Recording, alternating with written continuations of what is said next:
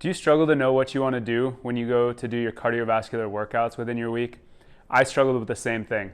How are you doing? It's Michael Falk from Kinetic Sports Medicine. Today I'm talking about how to structure your cardiovascular workouts. Some people are just going to talk about this as conditioning, especially in team sport athletes where it's conditioning at the end of practice.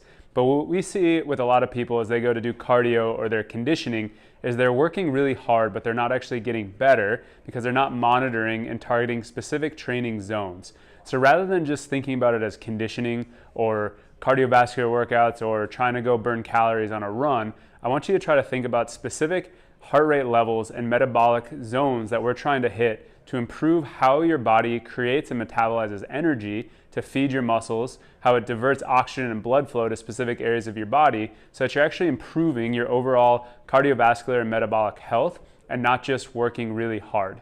So the biggest error that we see with how people structure their workouts is they tend to get in the middle zone, which would be what's called zone 3 if you're familiar with it. So there's 5 main heart rate zones. Zone 1 is the easiest and zone 5 is the hardest.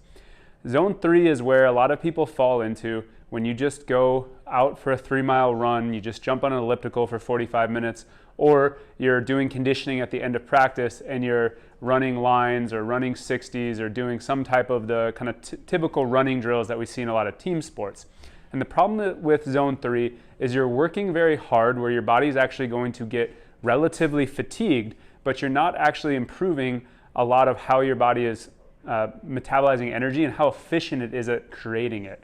And so what we really try to do is get people to spend more time in zone 2 and zone 4 and stay out of zone 3 for the most part. And so zone 2 is going to be in the 60 to 70% of your heart rate max. This is a formula that you can look up online.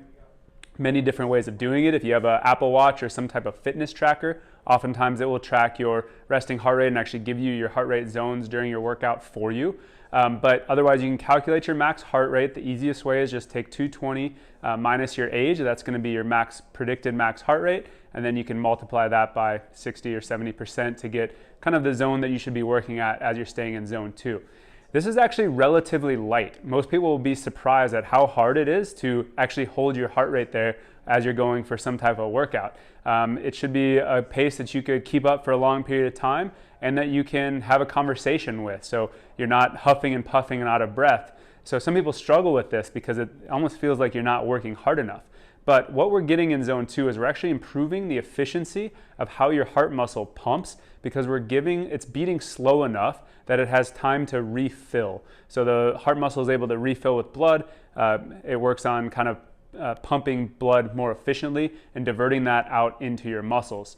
And so by improving that efficiency, it's going to make you better at getting more oxygen to the working muscles at every given beat of your heart. What we're working on overall is if you imagine if you have a Prius and a Hummer that start out going down a highway at about 70 miles an hour, one of them is going to make it much farther.